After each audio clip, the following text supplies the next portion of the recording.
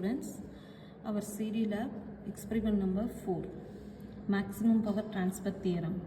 Aim to verify maximum power transfer theorem apparatus. Based upon the circuit diagram, we have to design the apparatus. Okay, here resistors, ammeter, voltmeter and breadboard, then connecting wires, DRB, we have to use the circuit diagram. Okay, now this is the overall circuit diagram. Here R1, R2, R3 resistors are connected. Each resistor having resistor value 1 kilo ohm. This is RPS. RPS we have to choose 0 to 30 volt. Okay. Then this is the load resistance. Here ammeter and voltmeter. Right. This is the tabulation. Load resistance RL. Using the DRB, we have to change the RL value. So, after changing the load resistance, we get the voltage and a milliampere. I mean current. Milliampere is a unit. Then we have to calculate the power. Power is V into I. So, we have to multiply the voltmeter value and ammeter value. We get the maximum power. Right? This is the procedure. Now we see about the circuit diagram connection. Okay, so this is the breadboard. See the component. This is RPS. Here DRB. DRB, that is decayed resistance box. DRB. Here, if you want 10 ohm, we have a 10 ohm to 100 ohm. We have to change it like that. If you want 100, we have to change it like that. Like that for 1 kilo ohm, 10 kilo ohm, 100 kilo ohm. This is the purpose for the DRB. Here the ammeter, this is the voltmeter. Here breadboard. So I have to connect the circuit using the resistors and the breadboard. Here see, all the resistors are 1 kilo ohm. 1 kilo ohm, brown, black, red. Okay, this is R1. First R1. I have to insert it here, R1, right? So I have first inserted R1. Then see the second resistance, second resistor, that is R2. R2 1 kilo ohm. So here we have connected R2. Connected here, right? Then see the R3. R3 is the intersection of the R1 and R2. This is also brown, black and red. Okay, we have to insert it here. Okay, now resistors are connected. Then we have to move for the RPS connection, RL connection, ammeter and a voltmeter connection. First of all, I have to take RPS connection. Okay, here this is the RPS. This RPS is connected to R1 first end. Okay, R1 first end.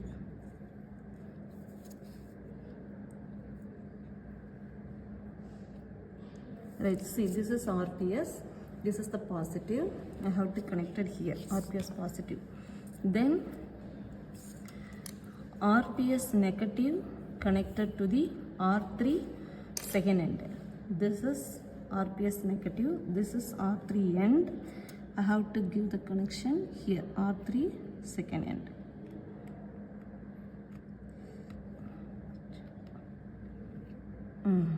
R3 second end, right? Then this process is finished. Now I move to this one. Okay, R2. R2 is connected to the DRB, that is RL load resistance. I have to take, this is the DRB. So R2, RL first end connected to the R2, I mean positive. This is the positive one, first end. This is R2 resistor, I have to connect it here, positive. Then RL negative and the ammeter positive are connected, no? So I have to insert it DRB negative in any one of the place. I have to take ammeter. I have to take a ammeter positive one. See, ammeter positive one. I have to connect a ammeter positive. Right. Then see ammeter negative. Ammeter negative connected to the R3. So ammeter negative connected to the R3. Right. This process is finished. Now I move on to the voltmeter. Okay, this is the voltmeter. 0 to, I have to take 0 to 5 volt process. Okay, here this is R2, this is voltmeter positive. In between gap we have to connect the voltmeter positive. This is R2N, this is RL, so I have to connect the voltmeter here. Okay, R2 one end. Then voltmeter negative is connected to the R3. Right? R3. Voltmeter negative is connected to the R3. Here this is voltmeter positive. This is voltmeter negative. Okay, voltmeter. This is voltmeter negative. So I have to connect voltmeter negative this place. Okay, negative. This is voltmeter positive is connected to the R2 one end. Okay. Right. Now I have to switch on the RPS. I have to put 10 volt. So based upon that we have to take the reading. Right. Now I have to take the tabulation. Right. See the tabulation sheet. Now I switch on this. I have to switch on the RPS. Nearly I have to put 10 volt. Okay, exactly 10 volt. Right, I have to arrange the first 10 ohm. Okay, so see the ammeter 3, 3.2, 3.4, 3.5. So if you put 10 ohm, milliampere 3.5. Then voltmeter 0.1. So I have to put 20 ohm. So having 3.2 the RPS. So voltage, RPS voltage 10 volt. Now we see the readings. So here in DRB box 10 ohm. So I have to put 10 ohm. Voltage 0.1. Here current 3, 3.2, 3.4, 3.6. Now I have to change 30 ohm. Voltage reading same 0.1. Here 3, 3.2, 3.4, 3.5. So I have to put 50 ohm. Voltage reading 0.2. Current reading 3, 3.2, 3.4. So I have to put 70 ohm. Voltage reading 0.3, 0.1, 0.2, yes, 0.2. Here 3, 3.2, 3.4. I have to put 80 ohm. 90 ohm. Okay. So 0.1, 0.2, 0.3. Here 3, 3.2, 3.3.